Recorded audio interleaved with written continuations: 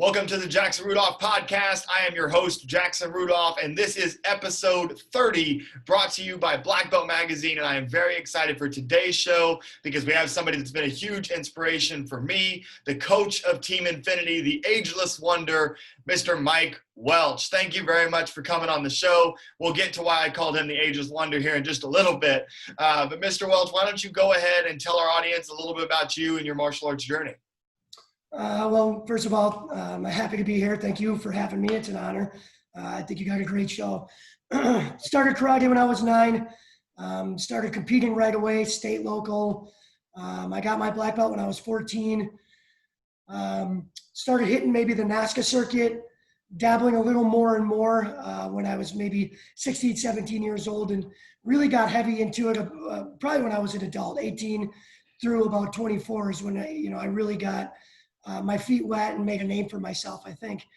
I opened up Infinity Martial Arts in 2007. And since then, we've grown to 9 schools. And Team Infinity and everything else came to follow since 2007. Very cool. And I think that that's something that's unique that a lot of current competitors don't realize, because the norm in NASCAR or any open circuit competition now is that, kids are starting to compete when they're 7, 8, 9 years old, and then they grow up in the sport. But back in the day, and I say back in the day, 15 years ago, I think it was more common for more top level competitors to have gotten involved in the martial arts later. And it kind of became something that was more of a kid's sport as the sport continued to grow, which makes sense because of exposure that we got from ESPN and things like that.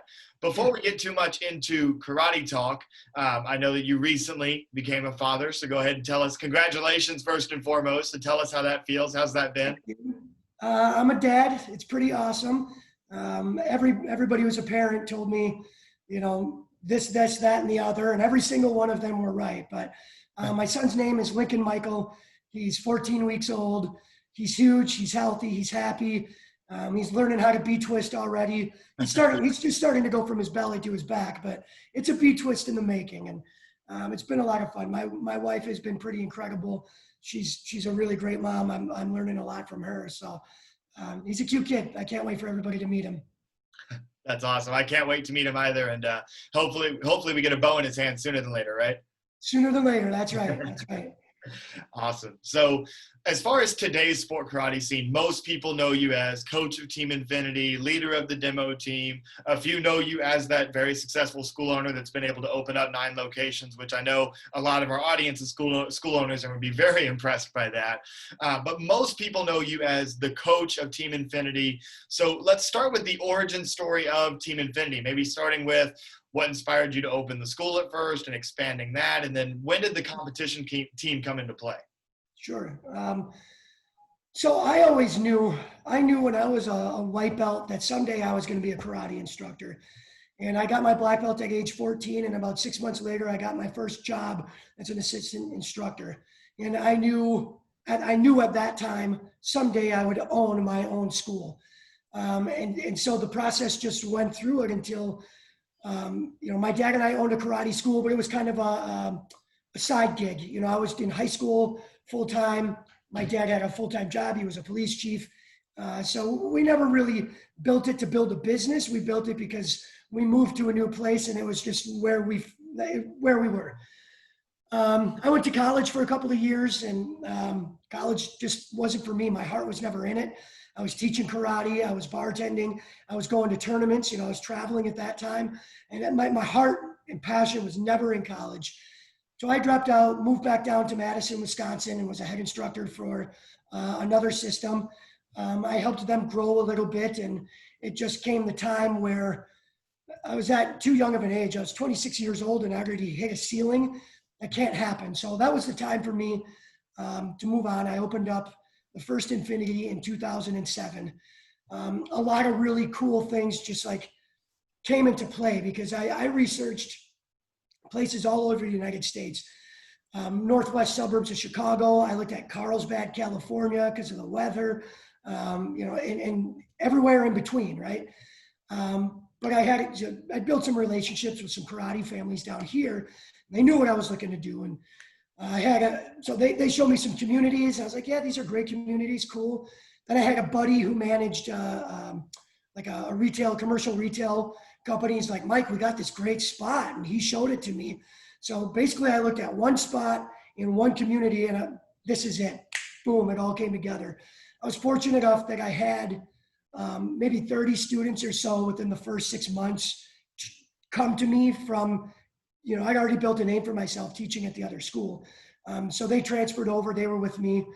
And at that time that I was at the other school, I was an individual competitor on a local level. I've really, really made a name for myself. But it was also at a time, I think I was making a name for myself in NASCAR. People know me as a bow guy. I was making stages. I was competing with the best of the best. I was always on their tails. I didn't win a lot at that time on stage. And I can go back and tell you all the reasons why, but I didn't push myself hard enough. But really good competitors. I got beat by, the Steve Terradas, Casey Marks, Joey Greenhall.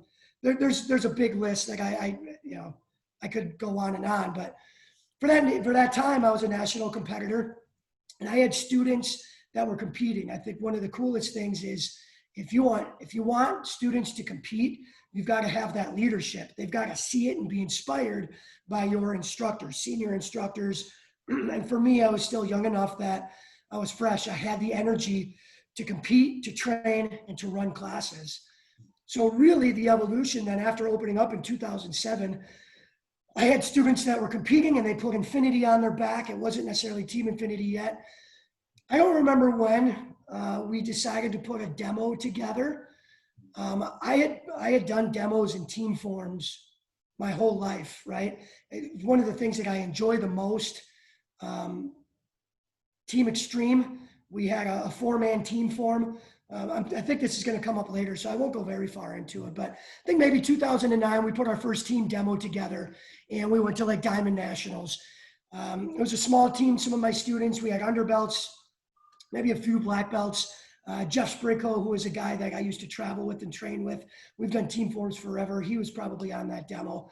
Sammy Sudeth, who became a national world champion. She was so good. She was in some of those demos. And then we just started, we started doing demos more and more. It started with just a few tournaments, national tournaments, of course. I think like Atlanta, Chicago, Diamonds. And then we would add in US Open. And the quality of our demo slowly improved as far as choreography goes. And the caliber of our students got better and better to the point where we're getting on stage at Diamonds, Atlanta, US Open. And we're pushing that second place. We're pushing the envelope to some of those top teams at those times until really things started coming together. We were putting ourselves on the map. Team Infinity got known for demo. We weren't winning yet, but our individual competitors started taking a leap up. Our demo choreography with that was able to, do more. And that took us to a place where, we're winning Diamond Nationals. We won US Open, and we've become a powerhouse for team demo. We got on the map, and I think we've really established ourselves as the elite team. Not that there's other teams. There's always been good teams, but I think it defines us. Our team demo has for a long time. Absolutely. And I think that part of the greatness that people appreciate about Team Infinity is the longevity of it. You've mentioned there have been other great teams. I know that, and I'm a coach of Competitive Edge, so Competitive Edge is kind of the main demo team that you guys compete against right now. Right. Before that, there was 100%, which is a historically great team demo, the 100% demo. I'm sure, you guys probably started team demo around when the Pro Rank demo was still big, right? Ooh, that's a good question. I don't know if we ever, actually, yeah, we probably did. I don't think that we were climbing on their tails yet, but Team 100%, you mentioned it. I mean, those were the guys that we were after for so many years at US Open. And one year, it was really controversial, and it was a close call. It might have even been a tie, and then they threw in the high and lows. I don't remember all the details, but they had some solid competitors. Danny Ekin, McKenzie. Oh, that roster was stacked. Yeah, it was totally stacked. And now Competitive Edge is the same thing. I mean, the individuals on that team are unbelievable, and they keep getting better and better. Ben and PJ and Dawson and everybody, those guys are just the first three that come to mind. I think something that we have an advantage, has always given us an advantage, is our demo team has always been within our four walls. You know what I mean? It's our students that the furthest anybody has to drive is an hour and a half, maybe 2 hours. When we can put something together quickly, we have time to train weekly and weekly. I don't know if with a lot of the national teams, I don't know how easy it is for Competitive Edge to get together, but that's something that we've had that has helped, been key to our success. I would also throw out, Team Freestyle is another top team right now. They do a lot of great things with the choreography to their music, longevity, as you had said. And I think that's a team that gets to work within their four walls too, which is unique, because in the past it has been demos like, let's take, some of the top guys and put them together and we'll create a demo and we'll get out there and just showstopper. But yeah, it's been an honor to train with my students and my staff and then go on stage and win. Absolutely. And first and foremost, thank you for the praise about Competitive Edge. As a coach of that team, I greatly appreciate that. And it means a lot coming from you, somebody that I consider to be probably the greatest, if not one of the greatest, team demo coaches in the history of the sport. And the battles that we're talking about, particularly the battles between 100% and Infinity back 8 or so years ago, that's what made team demo exciting again, was the fact that there was competition, and that's something that you played a major part in. And I think that the sport is really appreciative for that. And another thing that I was always very impressed by was the fact that most of the time you hear, a team demo has their era and it's the same core group of athletes for their entire run. Team Infinity has had at least one, if not maybe 2 or 3 kind of complete roster turnovers while you guys have maintained success. In my eyes, I would think that has to be the biggest challenge. But what are the biggest challenges that you've noticed, and especially with turning over the roster and having, multiple different groups of 15, 20 athletes coming through at a time? How have you been able to manage that? Well, you nailed it. That is the biggest challenge, is to continue to have top athletes and to fill that roster. And, I'll let you in. Like, one of the things that has worked well for us is when we have that turnover, a lot of times it's students that are going off to college or something like that. We lose them after high school. And for a few of those roster changes have been easy because it's only been 1 or 2 people that we've had to fill. And then we have the next guy who's ready and that we pick up. And even if they're not at that caliber, this guy I lost, but they're ready to jump in and they're going to get to that caliber. And so they've been able to just learn the demo, right? And we make a few changes. We adapt it so that, their piece is appropriate for their level. What's really hard is when you have bigger turnovers. And we've had that where we've almost had to flip like 50 to 60 to 70% of the team. That's challenging. So you got to have systems. We've had in place, we have our Infinity team, where it's our students, but we also bring students from surrounding areas. We have students that travel 3 or 4 hours sometimes to do our Infinity team. And it's like our competition team. And that's where we're trying to harvest the next crops, and we'll pull into the next demo. I would credit Team AKA has been doing that for years. Sensei Sharkey has always had top guys from the Mike Chat era to Craig to, where they are now. They've always got good team captains. They've got good training, good camps. I'm actually surprised that they don't have team demo on a consistent basis, but they're always bringing through talent. And that's something that we've tried to emulate.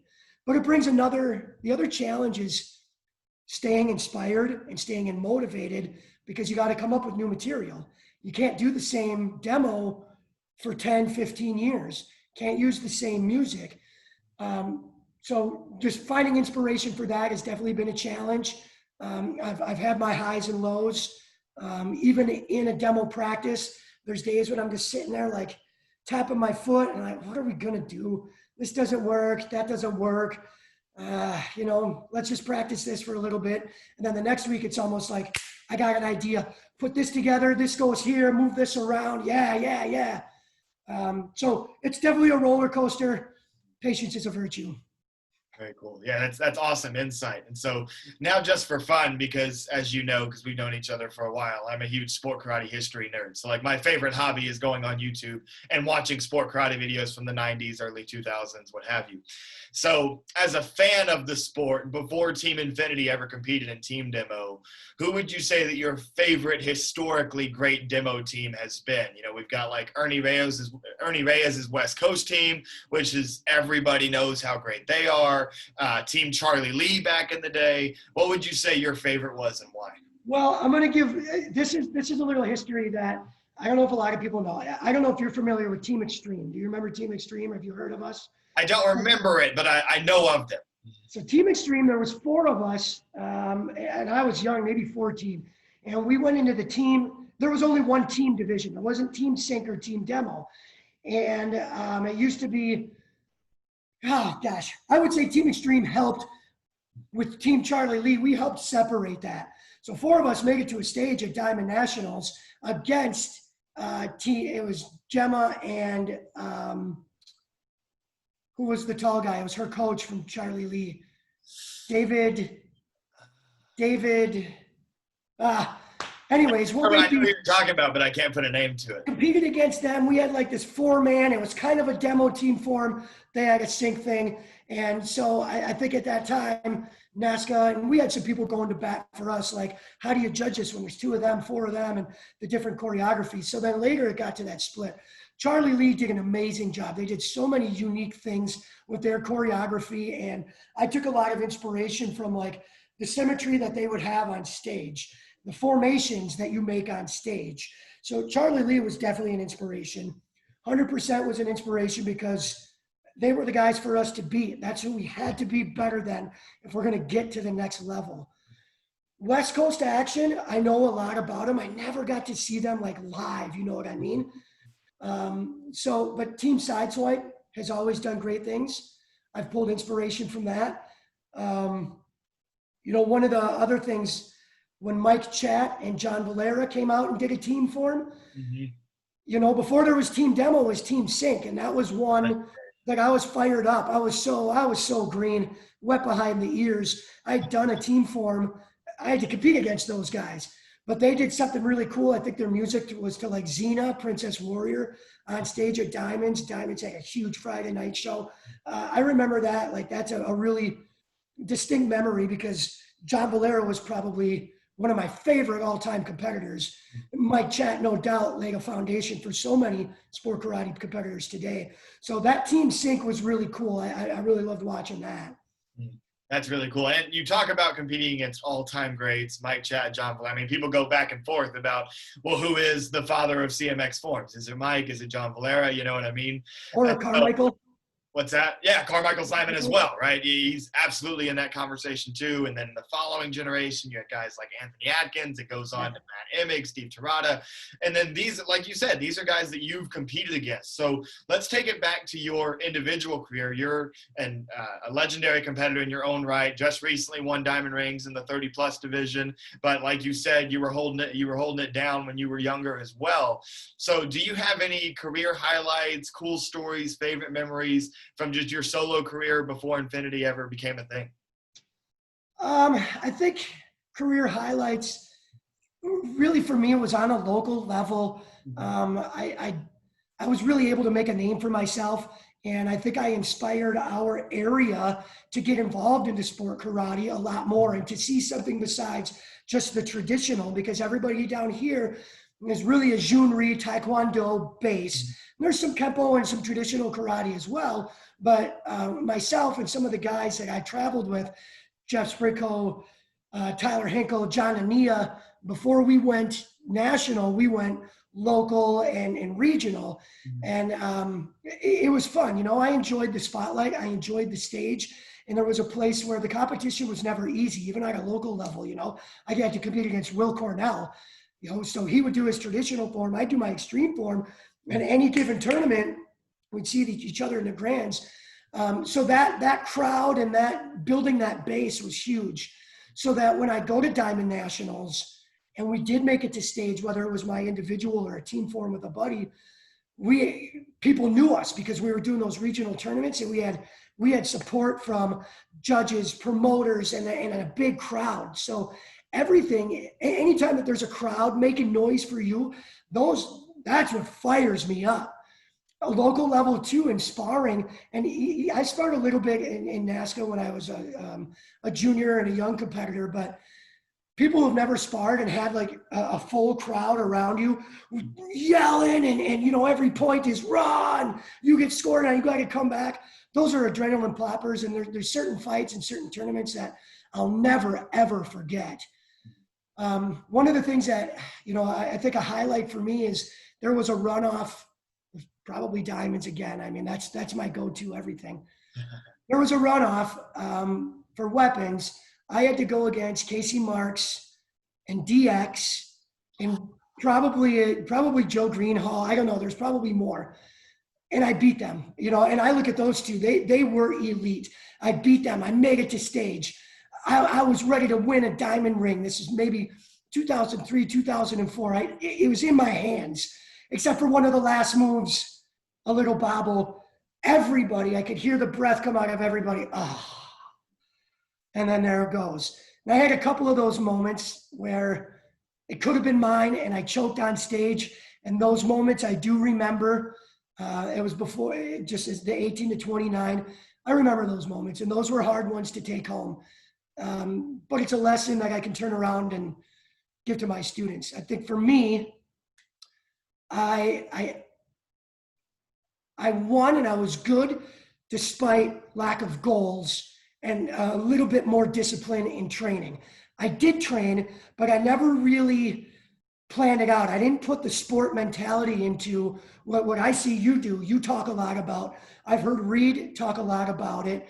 And really a lot of coaches are talking about it with their teams and athletes today in sport karate. There's a bigger mindset and planning and focus and breaking the goal setting down. And that was my biggest weakness. And that's why I wasn't bigger. That's why I never reached my full potential. You know what I mean? But my career didn't end there. I set other goals. I learned from it and moved on. And now I can turn around and teach why that's so important.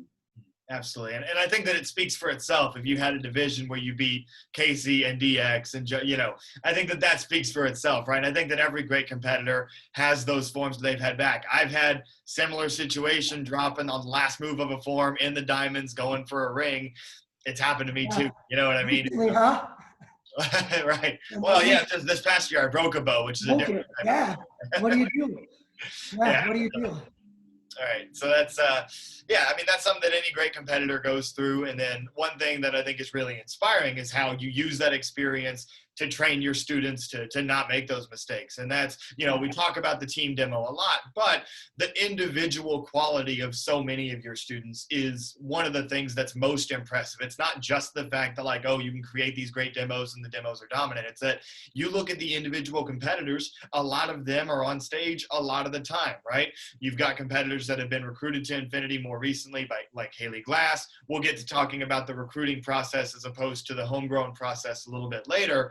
But even some of your homegrown talent, and I mean, the list goes on and on. We see Will Nevitt a lot winning on stage or getting on stage and winning a lot now. Connor Chastain, Alex Riggs. I mean, there's a whole list, and I know that if I tried to name them all, I'd be leaving people out. But so that's one of the things that's most impressive is the individual talent that so many of your students have displayed. You mentioned the kind of rising to prominence, especially on the regional circuits.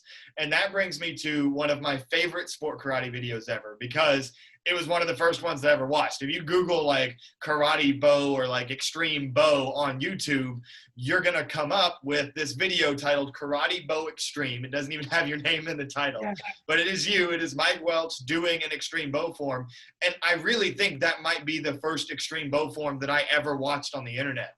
It went viral. It's got like over 300,000 views. I think it's for back in like 2006, right? But now it is kind of a hidden treasure for anybody that hasn't seen it. And it was at a regional tournament. There's a big American flag in the background. You're wearing a red gi, not an Infinity uniform, because Infinity hadn't happened yet.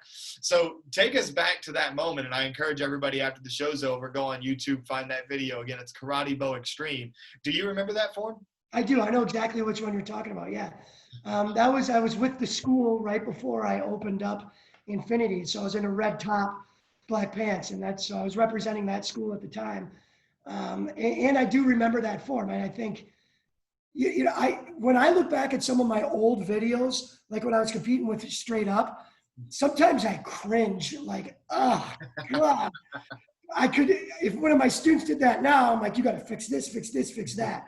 That form, I think technically I was cleaner and crisper, stronger, but that was one of those ones, that tournament I hit, it's in our backyard. Jeff Christensen, he's the promoter, was at the Southern Wisconsin Open. At that time, they're bringing in like 700, 800 competitors.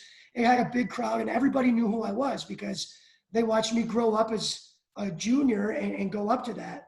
And yeah, the crowd was amazing. I remember the bow. I know the form. I'm still doing a lot of those similar combos if I ever have to do a bow demo. And I got perfect tens. At that score, I got perfect tens. However, I didn't deserve it. And if you're going to watch the video, I'll let you figure out why.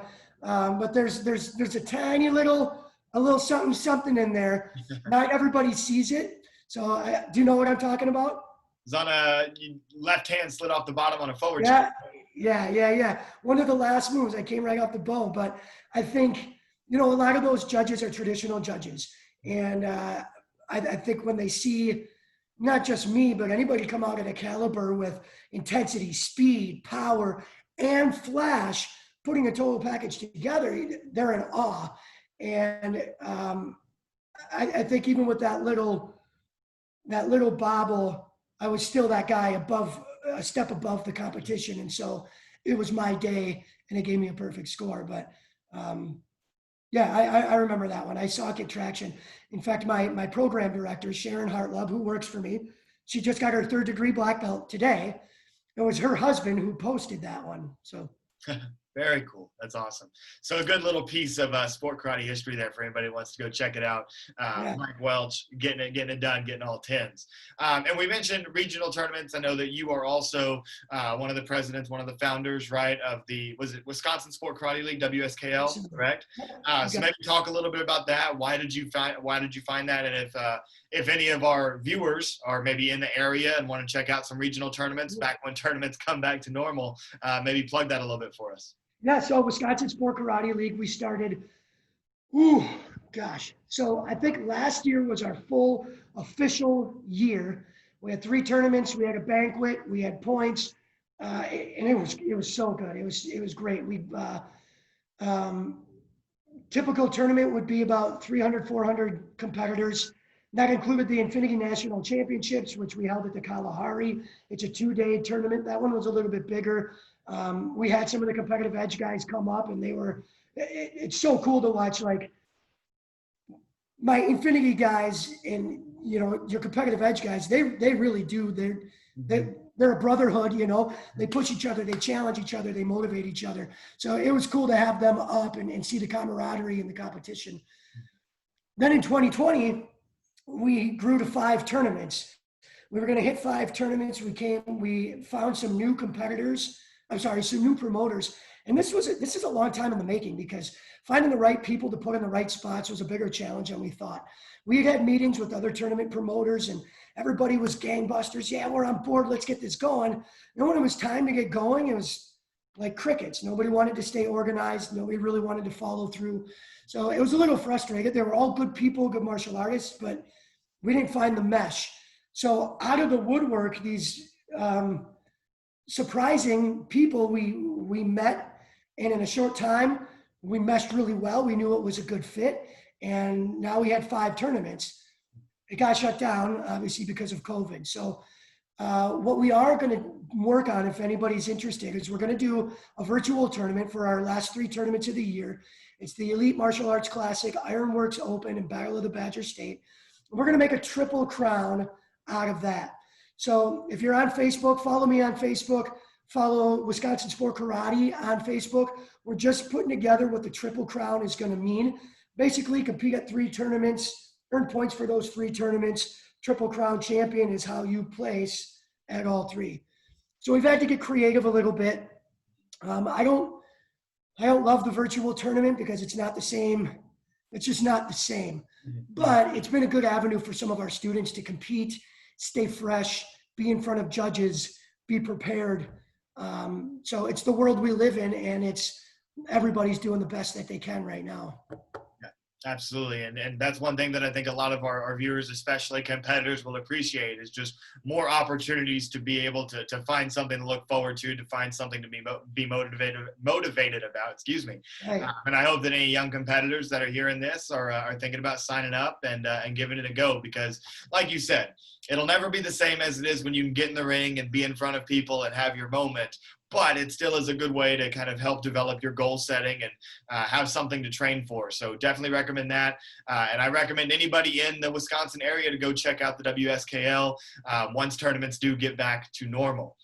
So now we're going to go ahead and jump back down memory lane a little bit, talk a little bit more about sport karate history. Because as we've already mentioned, you're a bow competitor. Most of my viewers know that I'm a bow guy, or at least I hope that you would know that I'm a bow guy if you guys are watching my podcast. The bow guy. Well, thank you very much. I appreciate that. But anyway, so 15 years ago, we're talking 2005-ish, and that is when bow tricking really starts to become big.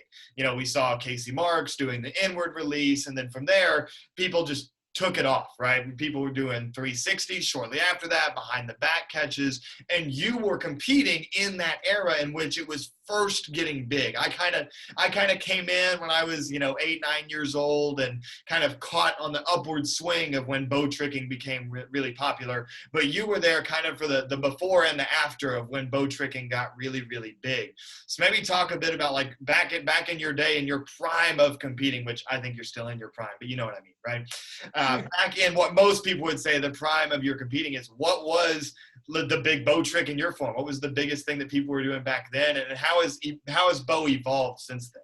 Yeah, so I actually never did any releases when I competed. I never did any throws or anything like that, but it was fairly new. Just like you said, Casey was doing that inward throw, and then she did the 1-2, and I think Wayne Douglas started like really putting the spins on his knee and things like that.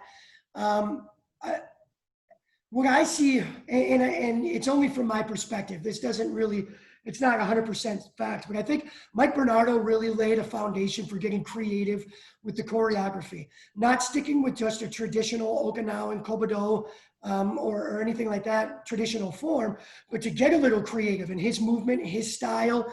It really rung a bell where we are, Wisconsin, Minnesota area.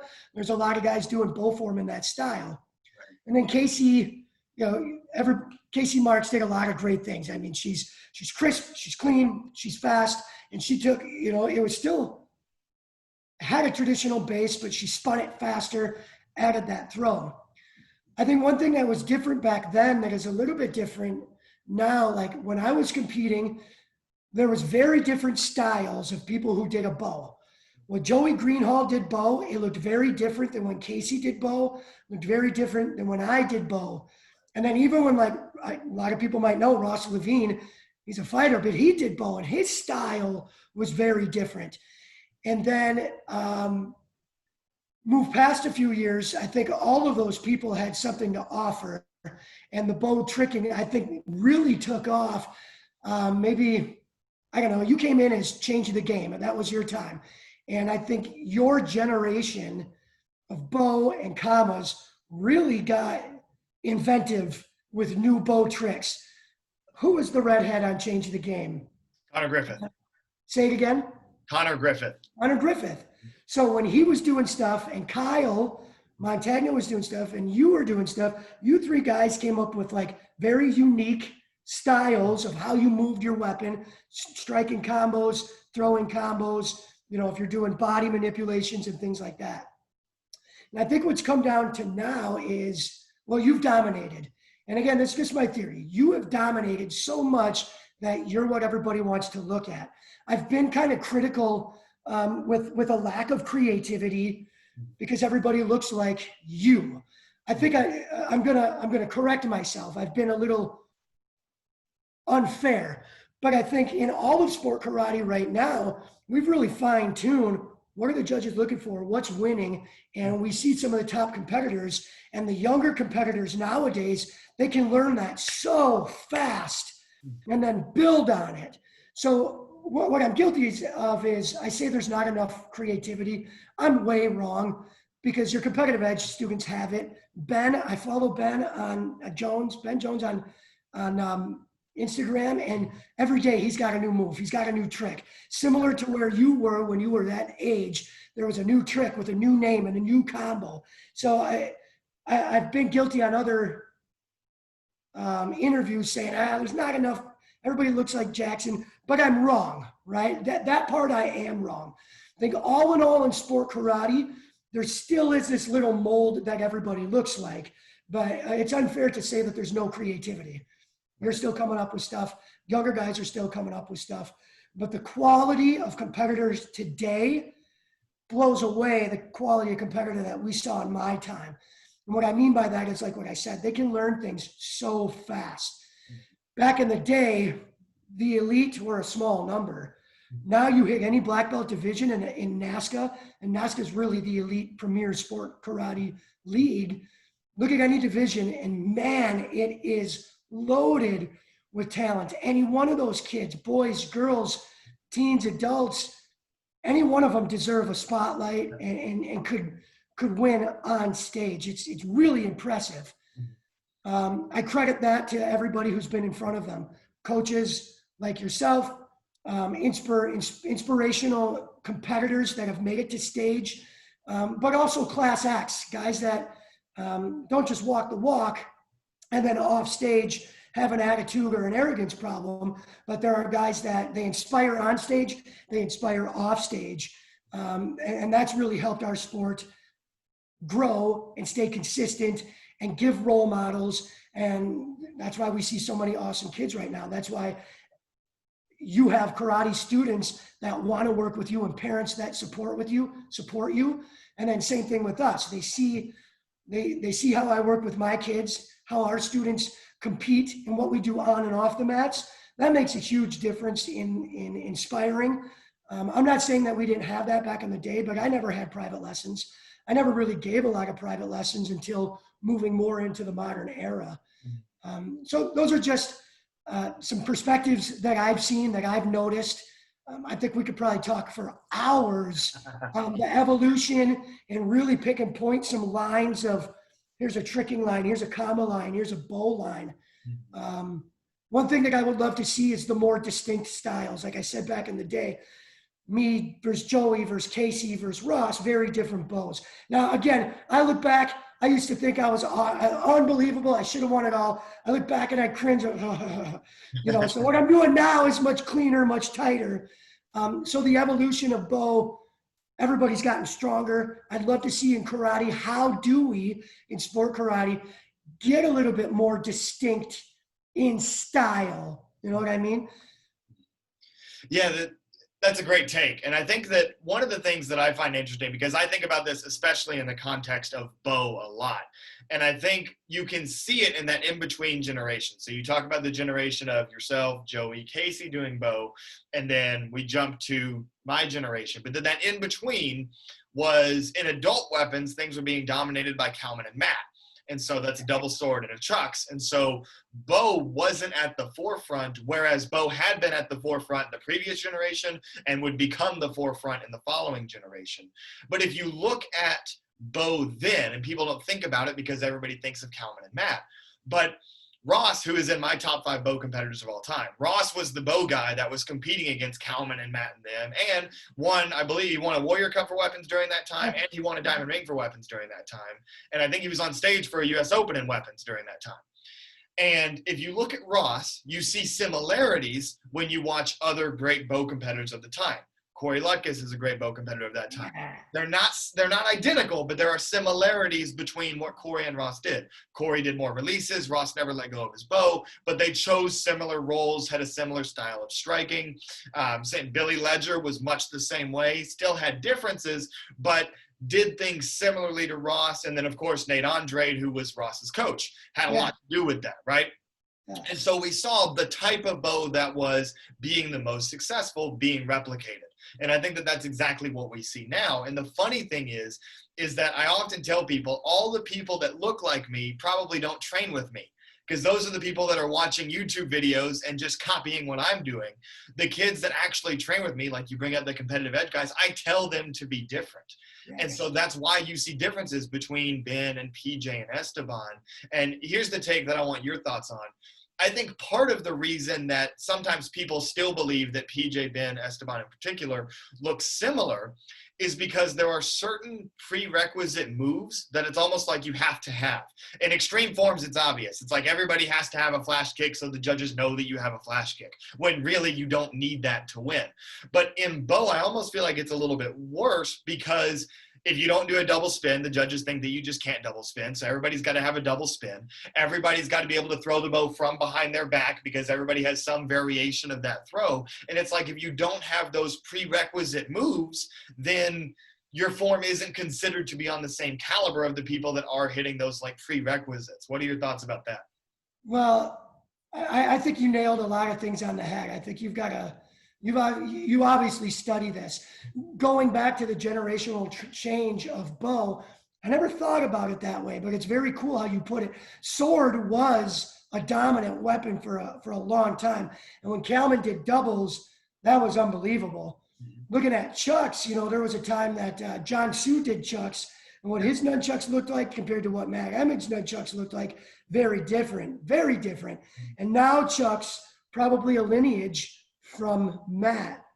That's cool how you put that. And now bow is back on top of the game. But I think you're right. I think Esteban, who were the three you said? Esteban. I was just referring to the competitive edge kids, because those are the ones that I had the closest connection with. But yeah, Esteban, Ben, and PJ are the three that, just for example's sake. Yeah, I mean, you nailed it. They look similar because, those things are involved. I think in all competitors today, if they want to win, they know what the judges want to see to win. And that's why those prerequisites, like you said, they do exist. In extreme forms, they do exist. I don't know if I could have said it any better than the way you said it. I agree with it. I really agree.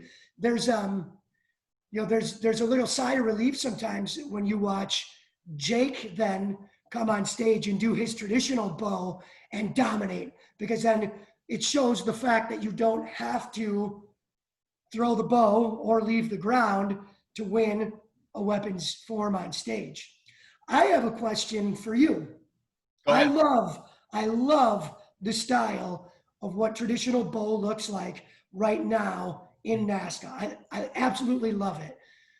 But it's not traditional. Right. You know what I mean? So where does that belong? Does it belong in traditional, or as in NASCA, really traditional forms moved away from what like John Sue and Will Cornell were doing with a modified style, which I also love that style.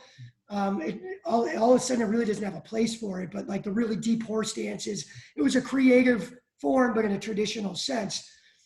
So now traditional forms has really come to authentic Japanese forms, or authentic traditional, but traditional weapons really hasn't. Traditional weapons is almost like a creative form that was done back when Casey and I were doing creative forms. So what are your thoughts, the interviewee becoming the interviewer? What are your thoughts? Like, where does that belong? And is there a hypocritical in there or not? Or should we keep doing what we're doing? I mean, what do you think? There's two things there that I want to pick up on. Number one, I 100% agree. I love the state of traditional weapons right now. I love watching Jake Presley's traditional bow form. I love competing in traditional weapons. It's the way that the idea that it's literally a time when I don't have to worry about a spin. I don't have to worry about a trick. I can just go as fast and as hard as I can for 60 seconds. And that is my performance. I love that. I love how raw that is. And so I absolutely agree with you that I love what traditional weapons is now, but also the fact that it's not truly traditional, right? And you bring up a good point talking about that kind of lost generation of traditional forms competitors, your Scott Woos, your William Cornell, that did these low stance, high ki, high performance volume forms that I loved. I loved watching Will Cornell do a form. Like, one of my favorite Diamonds moments was watching Will Cornell perform his form on stage. And Yeah. so that is where I think that there's improvement to be made as far as the rules go with traditional challenge and the Japanese forms division.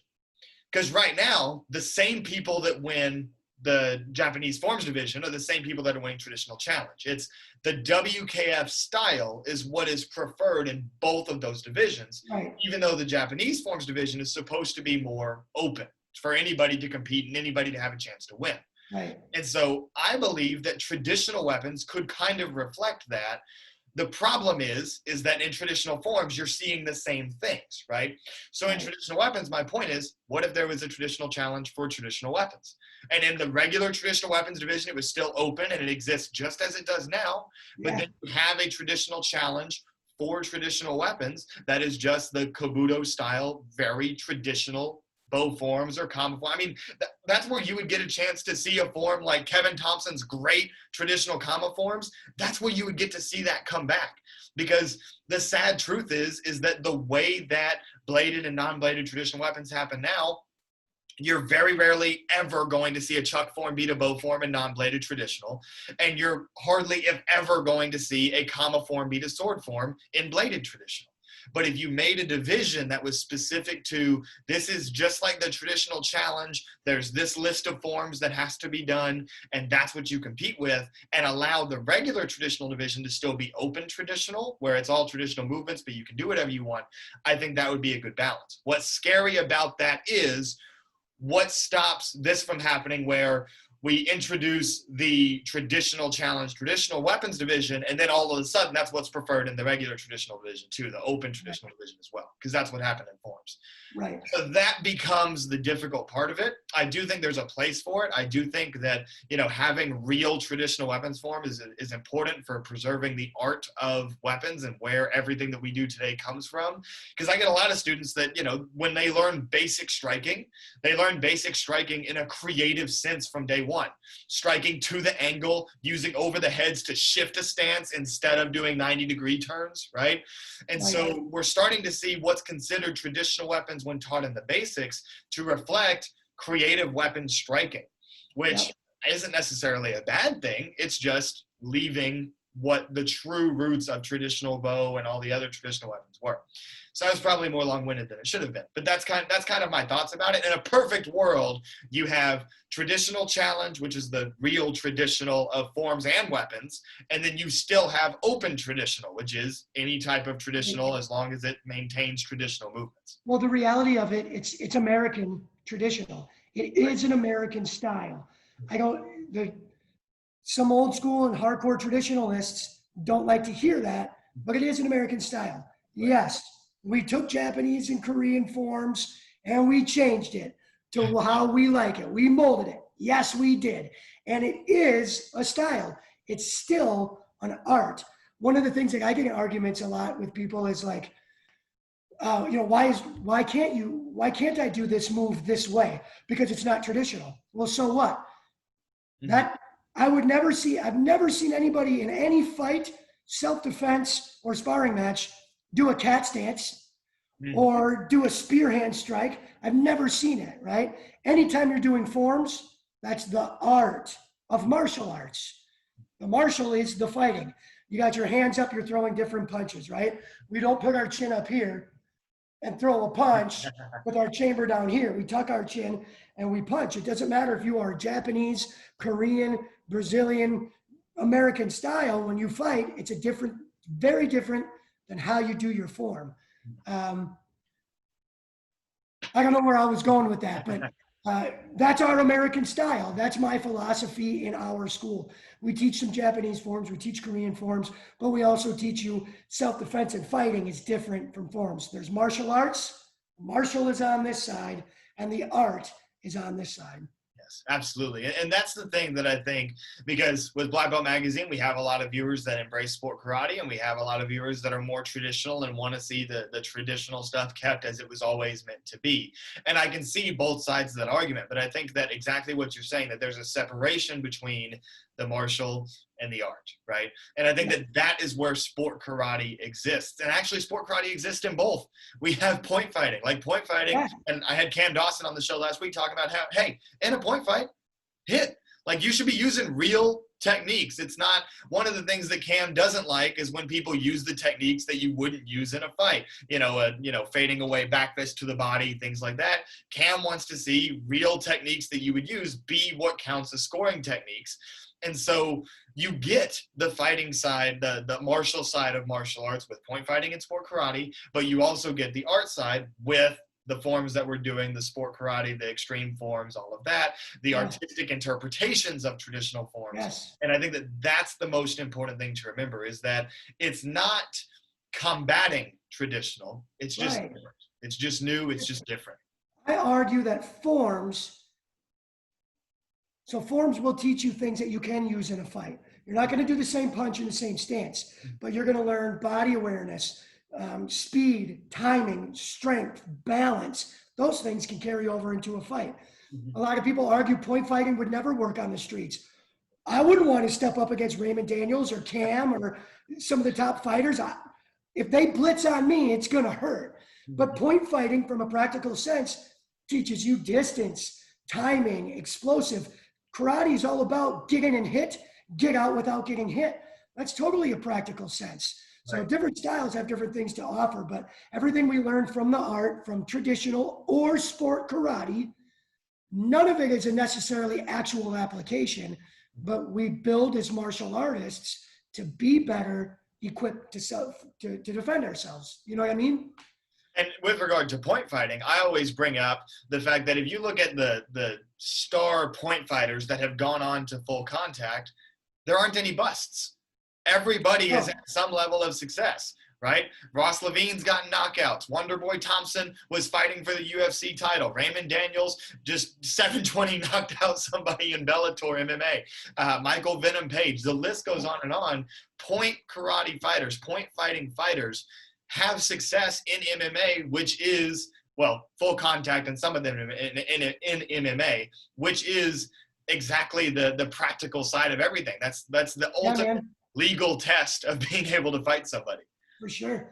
I would love to see some of our NASCA fighters carry over and see what they'd be capable of doing in the Olympic style fighting, learn the rules and learn the timing and learn that fight style. I'll bet we got some guys that could represent the United States and go far. We have to learn the differences, but if you can fight, Justin Ortiz could be a great Taekwondo fighter. Yeah. Or Taekwondo fighter. Like that. Yeah. They're athletes. They are fighting athletes, and they can do it. I've seen some forms competitors surprise people and come out and fight just because, you've heard the terms for some guys who do katas, and they sometimes the fighters just give them a hard time. But I've seen guys that can kick in forms and then turn around and do a sparring match, and they can kick as well. Kim Do is an example. Oh, yeah. He's more known for his forms and his creativity in his forms, but put some gloves and some feet on that guy and he'll hold his own in a sparring ring. So I think what I'm complimenting there is what the sport karate world in the United States is capable of. We have produced martial arts athletes that can jump into many arenas, a traditional authentic arena, a creative arena, forms, fighting, whether it's point fighting or a full contact. We've created athletes in the avenue of martial arts. It's not traditional per se, but that's how everything and anything evolves.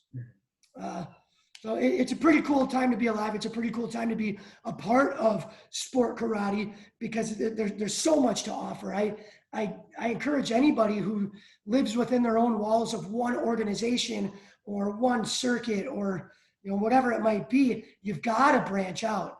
There's so much more to see in the martial arts, and that's how you get inspired, and that's how you get better and your students get better.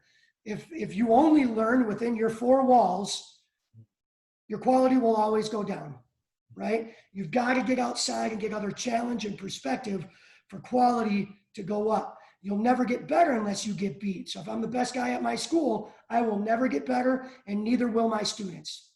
I've got to get beat, they've got to get beat, and then they get better. So Absolutely. Excellent lesson there for any instructors that are watching. 100% agree with that. And now, since we're talking about, instructors and what you should be telling your students, things like that, I want to talk a little bit about, we mentioned how Infinity started off as a homegrown competition team. All of your athletes were people that had come up in the Infinity school or the Infinity schools, right, plural. And then later on, Infinity started to bring in some outside talent, right? If I've heard the story correctly, I believe Haley Glass, actually, who's one of the superstar female competitors right now, she actually requested to be on Infinity. She was like, "Hey, do you guys take other people? Because I want to compete for you guys, right?" And so tell us about that transition. When did Infinity go from just the Infinity people to actually recruiting some outside talent and bringing others onto the team? It's all happened like so organically and naturally. Right now I get messages all the time. Hey, what do I need to do to get on Team Infinity? And I've never really written down X, Y, and Z, these requirements, yada, yada. I've never really done that. And maybe it's something I could do, but like with Haley, we just connected. We had students or competitors, and we're always watching. We're standing by, and we became a fan of Haley, and Haley was a fan of us. And Haley's mom is Geo, and we meshed really good just with conversation and slowly getting to know each other. And then it was just like, yeah, we caught wind like Haley wants to be on Team Infinity. We're like, what? Somebody wants to be on our team? Really? We're just a demo team. But we loved her already. Anytime that she was competing, there was Team Infinity guys that already had her back that were supporting her. And as I said, we were a small group. We were a tight-knit group. And we really care about each other. I think that's something that's been attractive to a lot of people. Not that other teams don't have that, but in the past, some teams have gotten so big or spread out. And it's not as personal. We've always been real personal. And Gio was a great fit with our other parents. Haley was a great fit with the other kids. And so it just happened organically. And I don't remember what tournament it was. Maybe it was a US Open. Or a guy. I think I actually saw a flashback picture just a couple of days ago. Yeah. Haley, her first tournament, U.S. Open. So I think that's right. I think it was U.S. Open Haley's first tournament on Infinity. Yeah, I talked to her mom, and we made it out. Her mom said Haley will be thrilled, and sure enough, Haley has been thrilled, and she's represented us. And she could probably go anywhere she wants, and she stays with Infinity, and we love having her. And then from there, it's been real similar. We've just met some people along the way. Some of our local guys were in-house, were NBL competitors and NASCA competitors. And so we got to meet a few, like Zoe Brown and like Chuck. They had already known some of the families. So they introduced them to doing some NASCAs, and then got to meet our families, and we got to meet them. And again, they're good kids. The families meshed. Boom, let's go Team Infinity. I'd love to have you. And they wanted to be a part of it. So it worked well. And really, I haven't done any recruiting. A lot of the recruiting has come from, if you know Noelle Jellison, she's a social butterfly. She knows everybody. She talks to everybody. So she's kind of helped recruit. Joseph Bine is like my right-hand guy at our Middleton location. I would call him our assistant coach at tournaments. He's a schmoozer. He's talking to parents, and so he's kind of helped get students and families like Alice Gross and Ashton Johnson, or some of our newer ones. He was feeling those guys out, and he's like, Mike, look at these guys, listen to these guys. I think they're a good fit, and I trust him. And I got to meet them, and it all turned into a good fit. Like, they want to be part of Infinity, and we enjoy working with them. And so, boom, let's put it together. So my advice, if anybody wants to be on Infinity, the biggest thing, you gotta get out and get seen and be a part of it, meet some people, schmooze a little bit. Not always worried about who's winning, but I want to know who's training to win and competing to win. Show me those improvements. I think that's the best thing that I can say right now, the most concrete. What do I got to do? Get out there and compete. Show me the improvement. Show me who you are. Absolutely. And you know, and Infinity's record backs all that up. You know what I mean? And it's something, because people always ask me about like what has allowed Paul Mitchell to be successful. And there's two things that you talk about there that I always tell people that within the Paul Mitchell organization has made us successful. Number one is a family approach, right? Any pickup, it's always somebody that makes sense. They mesh with the team. There's chemistry. So we maintain that family unit. And that's the first and most important thing. And then, like you mentioned, you know, Joseph Bine, having a support system in the administration. Paul Mitchell has an executive team. And Vinny, I know you guys have several coaches, several really involved parents that have helped out a lot. And I think that having an administrative group, an administrative team, is one of the things that allows for stability and makes sure that everybody's accounted for and taken care of. And that's one of the things that leads to long-term success. And it seems Infinity has had that and is well on their way to having that for the foreseeable future. And I hope that it stays that way, because I've always been a big Infinity fan myself. Last question I want to get to. I know that we're pushing the 1 hour mark here, but last question, just because of how fun I thought this idea was. Yeah. So again, as I referred to you, you're the demo king, right? So if we could go back through all of sport karate history, every athlete is in their prime, and you had to assemble a group to do a team demo together that was supposed to be an unstoppable team demo, who would you recruit to that team and why? It's such a hard question. You asked me about this last night, and I thought hard and long. And one thing that I wouldn't do is I wouldn't necessarily just take the best individuals and throw them together, because it doesn't always mesh well. I would go back to my day and some of the people that I hung out with and traveled with and put something. I'd probably take like an elite of all my Team Infinity demos. I've had a couple of demos where I thought like, man, this is it. This is my masterpiece. It's never going to get better than this. Sure enough, I think we've been able to come up with something better, but I would, it's so hard. So first I start with my peers, Tyler Schaub, Jeff Spritko, Tyler Hinkle, John Aeneas, some of my Wisconsin crew before Infinity Martial Arts ever existed.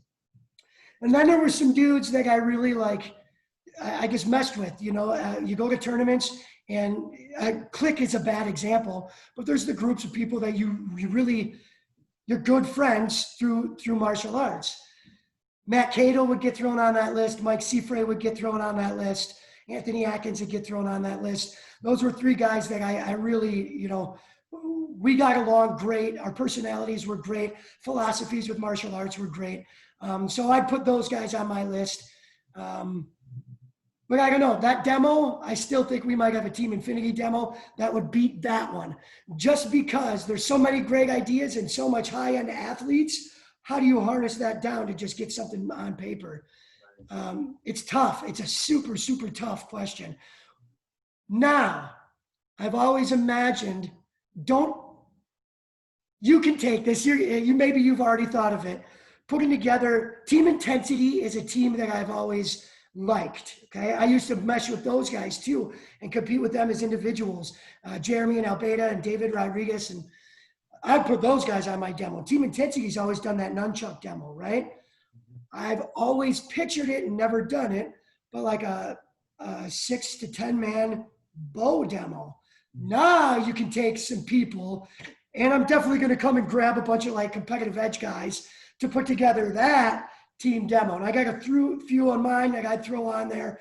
But that there's something that could be really unique, big, and strong with well, you got Jake. You already named your three top stars that are on it.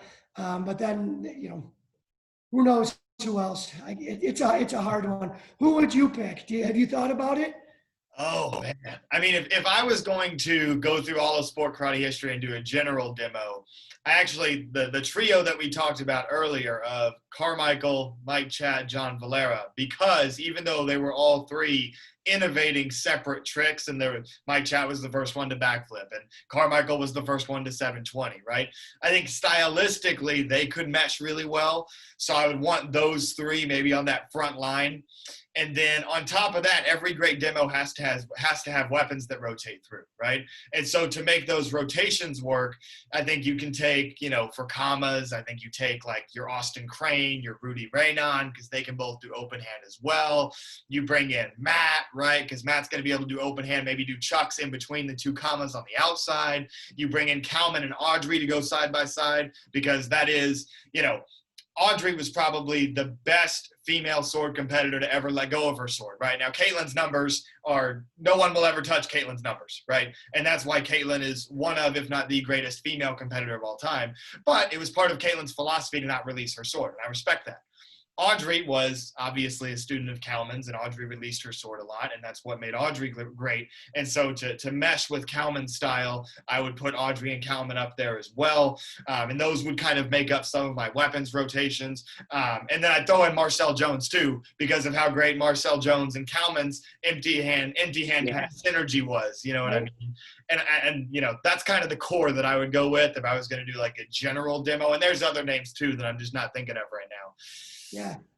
If I was going to put together an all-time bow demo, that would be crazy, because that's the thing is, like, through those generations, like we talked about, the styles changed so much. Like, I would love to do a sync form with Corey Lutkus. That'd be dope. But Corey and I are very different stylistically. And so it probably wouldn't work like Jake and I work, because Jake and I are more similar stylistically. You know what I mean? Yeah, I would love to do sync with Ross Levine, right? If people go back in the archives, we actually have an Instagram video that we posted of us doing sync together back when I taught at an Infinity camp. Yeah. Probably 5 or 6 years we make ago. a promotional video for that. Yeah. That clip exists on my Instagram. If you go to it and you scroll all the way through, you can find that somewhere. So yeah, but there's something really hard. When we do demo, it's really important to have symmetry.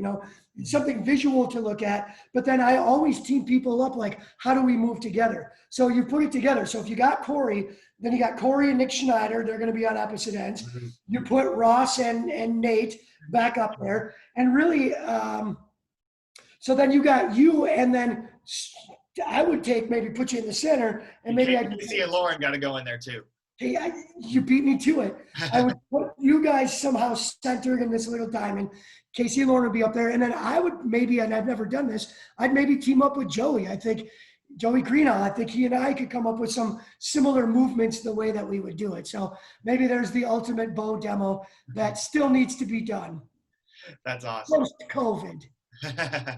That's awesome. So yeah, that question was everything I wanted and more. That's what I wanted to get into. Anytime that I have an opportunity to talk about sport karate history and bring up some of these names, because I feel like there's not enough people that talk about these names anymore. And it's all on YouTube. There's black and blue videos, there's sport martial arts, right? I would give anything. I would donate an organ to get Zen Inc. back on YouTube, because Zen Inc., for those of you that don't know about Zen Inc. with Ken Warner, that was probably one of the best publicly accessible martial arts archives to ever exist. There's a huge chunk of history that, because that YouTube page had to go down for copyright reasons, there's a huge chunk of martial arts history that people don't know about, from like 2008 to 2014, maybe a little bit earlier than that.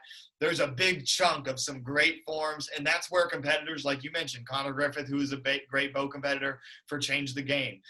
Michaela Johnson, who in my opinion is one of the best comma competitors ever, right? Yeah. Like, you have some great competitors that their careers were documented by the Zen Inc. videos. And so maybe in a future episode of the podcast, I got to get Ken Warner on here and have him talk about his experience, because he was involved with 100% performance in that team too.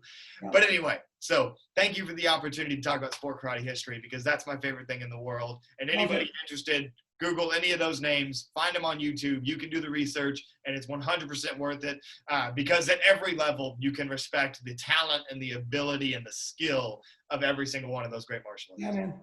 It's such a good learning tool. I tell students all the time, and if they don't know who to watch, I tell them, you're going to YouTube this guy, and this guy. I want you to watch those three. Watch as many videos as you can before we do our next lesson. It's not, I don't think everybody's got it at their hands. There's so much to learn from studying it. I think you and I would both agree on that. Absolutely. Well, Mr. Welch, thank you so much for your time. This has been an honor. This has been incredible. Excellent show. Any closing comments before we wrap up here? No closing comments. I appreciate it being on here. Congratulations to your success. You know, when you first started with the podcast, I was listening, and then all of a sudden you jump on, you get sponsors, and now you're at Black Belt Magazine. That's a very cool thing. I spend a lot of time being a dad and a little less time on social media, so I haven't been able to catch up with 30 episodes, but I'll do my best to get back into it. Absolutely. Well, thank you very much. We appreciate it. And thank you to all of our viewers that have tuned in. We really appreciate you guys. You guys are what makes the show possible, along with our sponsor, Black Belt Magazine. Head on over to blackbeltmag.com to catch all types of karate history, martial arts history, not just sport karate, all styles equally represented on that site. The website's been recently rebooted, so you're getting new content on that website almost every single day. You're also getting some of the old archives from the classic issues of Black Belt Magazine that are going up on that website. So definitely check out the new and improved blackbeltmag.com. Thank you again, Mr. Welch, for joining us. Thank you to the viewers for tuning in. I'm Jackson Rudolph, and this has been episode 30 of the Jackson Rudolph Podcast. I'll see you next time.